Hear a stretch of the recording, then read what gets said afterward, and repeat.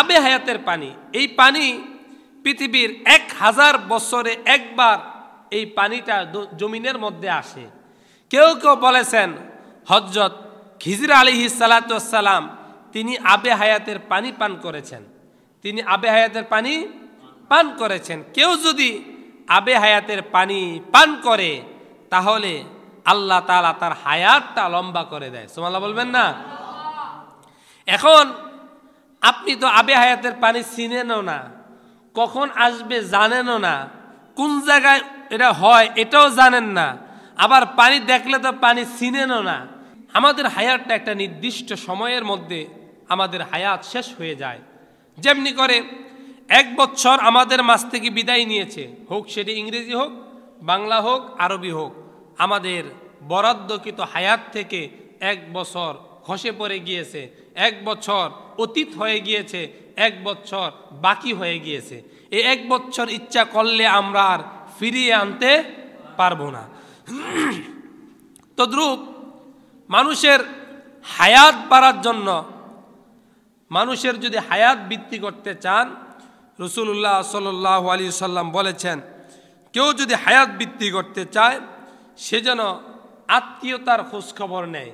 কার খোঁজখবর? আত্মীয়তার, নিকটতম আত্মীয়, বোন, ভাগিনা, ফুফু, বাবার রেহেমের আত্মীয় যারা রয়েছে, এই সমস্ত আত্মীয়তার বেশিরভাগ খোঁজখবর নেওয়া, তাহলে আল্লাহ তাআলা হায়াত বৃদ্ধি করে দেয়। 2 নম্বর হচ্ছে মানুষ যদি হায়াত বৃদ্ধি করতে চায় তাহলে আবে হায়াতের পানি যদি কেউ পান করে তাহলে আল্লাহ তার হায়াতটাকে লম্বা করে দেয়। পানি হচ্ছে প্রধানত 4 প্রকার। একটা হচ্ছে মিঠা পানি, যেটা দ্বারা আমরা খাবারের কাজে ব্যবহার করি, অথবা বৃষ্টির পানি যেটাকে আমরা বলি, যেটা আমরা দৈনন্দিন জীবনে ব্যবহার করি। আরেকটা হচ্ছে লবণাক্ত পানি। কিসের পানি? লবণাক্ত পানি। এটা হচ্ছে মানুষের জন্য প্রতিষেধক, অসুস্থতার জন্য এই প্রতিষেধক মানুষ ব্যবহার করে। যেমন রাসূলুল্লাহ সাল্লাল্লাহু আলাইহি সাল্লামের কাছে ওই সময়ের কিছু বুদ্ধিজীবী কাফের মুশরিকরা এসে বলল, মুহাম্মদ বলো তো, খাওয়ার আগে নুন খায়, খাওয়ার পরে নুন খায় কেন? আমরা তো এখন এটাকে বলি শুদ্ধ করে লবণ। কি বলি? লবণ। কিন্তু নুন নামে আল্লাহ তাআলা কুরআনুল কারীমে একটা সূরা দিয়েছেন, নুন ওয়াল কলামি ওয়া মা ইয়াসতুরুন, 29 পারার সূরায় তাবারাকাল্লাযী, সূরা মুলুক। এই সূরার পরের সূরা হচ্ছে কি? সূরায়ে কলম। এই সূরায়ে কলমের প্রথম শব্দ হচ্ছে নুন। সূরায়ে কলমের প্রথম শব্দটা কি? নুন। এই নুন শব্দটি বললেই আপনার আমলনামায় 10 নেকি লিপিবদ্ধ যিনি করে দিবেন তিনি কে? আল্লাহ। আমার প্রিয় সুধী, রাসূলুল্লাহ সাল্লাল্লাহু আলাইহি সাল্লাম বললেন কেউ যদি খাবার আগে নুন খায় আর খাবার পরে নুন খায় তাহলে জীবনে তার কোনো পেটের কঠিন পীড়া রোগ হবে না। সুবহানাল্লাহ বলবেন না? সেখান থেকে বিজ্ঞান আবিষ্কার করে বানিয়েছে ওরসেলাইন। ওরসেলাইন কখন খায়? মানুষের শরীরের মধ্যে যখন পানি শূন্যতা দেখা দেয়, প্রচণ্ড ঘেমে যায়, ঘামিয়ে যায়, অথবা তার শরীর থেকে পানি বের হয়, ক্লান্ত হয়ে যায়, তখন মানুষ ওরসেলাইন খায়। এটা কি দিয়ে বানান? লবণ দ্বারা। কি দ্বারা? ওরসেলাইন যদি ঘরে না থাকে হালকা একটু চিনি দিয়া, লবণ দিয়া, এরপর স্লাইন বানিয়ে খাইবেন। এখান থেকে বিজ্ঞান আবিষ্কার করেছে ওরসেলাইন। তদ্রূপ এই বিজ্ঞানের মূল উৎস হচ্ছে মুহাম্মাদুর রাসূলুল্লাহ সাল্লাল্লাহু আলাইহি সাল্লাম। আমার প্রিয় সুধী, তাহলে লবণাক্ত পানিটা আল্লাহ তাআলা মানুষের জন্য দিয়েছেন প্রতিষেধক হিসাবে।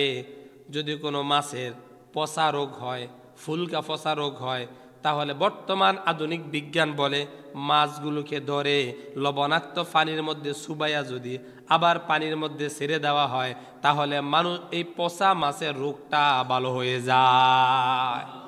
পচা মাছের রোগ কি হয়ে যায়? ভালো হয়ে যায়। তদ্রূপ আল্লাহ তাআলা প্রথম দিলেন মিঠা পানি, দৈনন্দিন জীবনে আমরা ব্যবহার করি। আল্লাহ দিলেন লবণাক্ত পানি রোগের প্রতিষেধকের জন্য।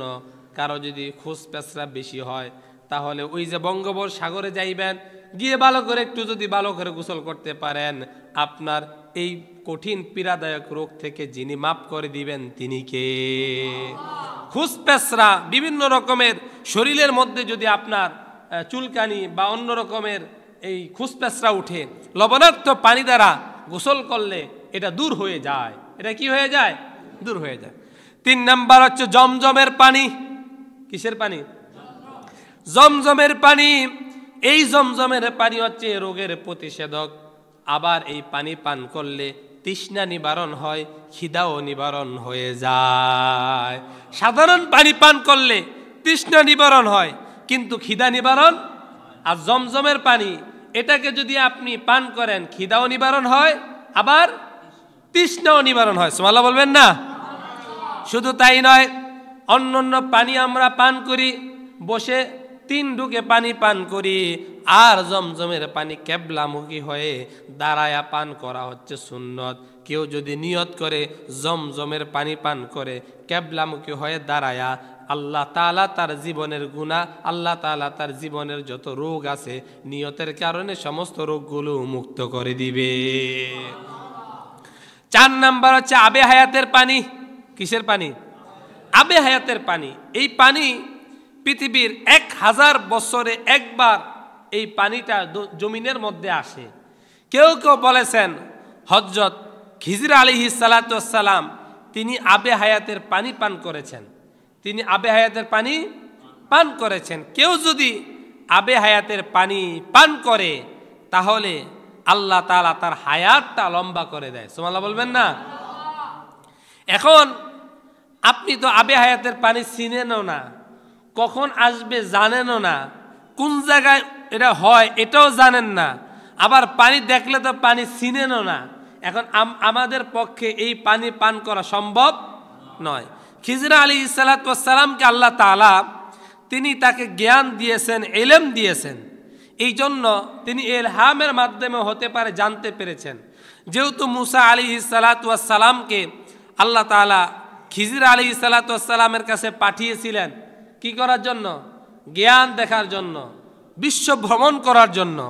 তদ্রূপ এই জ্ঞান যেহেতু আমাদের নাই, তবে রাসূলুল্লাহ সাল্লাল্লাহু আলাইহি ওয়াসাল্লাম আমাদের হায়াতটা লম্বা হওয়ার জন্য একটা সিস্টেম শিক্ষা দিয়েছেন। কি শিক্ষা দিয়েছেন? সিস্টেমটা কি? কেউ যদি রজব এবং শাবান মাসে আল্লাহ তাআলার কাছে দোয়া করে, আল্লাহ তাআলা তার জীবনের মধ্যে হায়াতটা লম্বা করে দেয়। রাসূলুল্লাহ সাল্লাল্লাহু আলাইহি ওয়াসাল্লাম আমাদেরকে দোয়া শিক্ষা দিয়েছেন, আল্লাহুম্মা বারিক লানা ফি রজব ওয়া শাবান ওয়া বাল্লিগনা রমাদান। সকলেই মিলে পড়ুন, আল্লাহুম্মা বারিক লানা ফি রজব ওয়া শাবান ওয়া বাল্লিগনা রমাদান। ও আল্লাহ, আমাদেরকে রজব এবং শাবান মাসের বরকত দান করেন, আর আমাদেরকে যেহেতু হায়াত নামক নিয়ামতটা দিয়েছেন, আগামী রমাদান পর্যন্ত আমাদের হায়াতটাকে লম্বা করে দেন। আমাদের হায়াতটা কি করে দেন? লম্বা করে দেন। এখন আমরা রজব এবং শাবান মাসে দোয়া করতেছি, আল্লাহুম্মা বারিক লানা ফি রজব ওয়া শাবান। আল্লাহ যেহেতু আমাদেরকে রজব এবং শাবান মাস দিয়েছেন, আমাদেরকে রমাদান পর্যন্ত হায়াতটা লম্বা করে দেন। আবার রমাদানের আমরা গিয়ে যখন আল্লাহ সুবহানাহু ওয়া তাআলার কাছে রমাদান পেয়ে গেছি, তখন মুফাসসিরে কেরাম বলেন এই হাদিসের ব্যাখ্যা হচ্ছে এই রকম তদ্রূপ আগামী রজব এবং শাবান পর্যন্ত আমাদের হায়াতটা লম্বা করে দেয়। এটা হচ্ছে স্পেশাল এই মাসে পড়ার জন্য। এই 2 মাস রজব এবং শাবান মাসে পড়ার জন্য স্পেশাল, কারণ রমাদান মাসে 1 এ 70 নাকি? সুবহানাল্লাহ বলবেন না? 1 টাকায় 70 টাকা। কয় টাকা? 1 টাকায় 70 টাকা। একবার সেজদা দিলে 70টা সেজদার সম পরিমাণ সওয়াব আল্লাহ তাআলা আপনার আমল নামায় উত্তোলন করে দেয়। সুবহানাল্লাহ বলবেন না? এই জন্য মাহে রমাদানের গুরুত্ব কম না বেশি? আরো জোরে বলুন, কম না বেশি? রমাদান মাসে দেখা যায় আমাদের অপরাধ প্রবণতা কম হয়, প্রকাশ্যে মানুষ বিড়ি খায় না, প্রকাশ্যে মানুষ খাবার খায় না, প্রকাশ্যে মানুষ অপরাধ করে না, কারণ জানে কে রোজাদার কে রোজা নাই, এটাও তো জানার সুযোগ নাই। এই জন্য দেখা যায় একজন আরেকজনকে সম্মান করে। তদ্রূপ যেহেতু একজন আরেকজনকে সম্মান করে, মাহে রমাদানে অপরাধ প্রবণতা দেখা যায় আমাদের মাঝ থেকে চলেই যায়। এই জন্য মাহে রমাদানের জন্য গুরুত্বপূর্ণ একটা জিনিসের জন্য দোয়া করার দরকার আছে না নাই?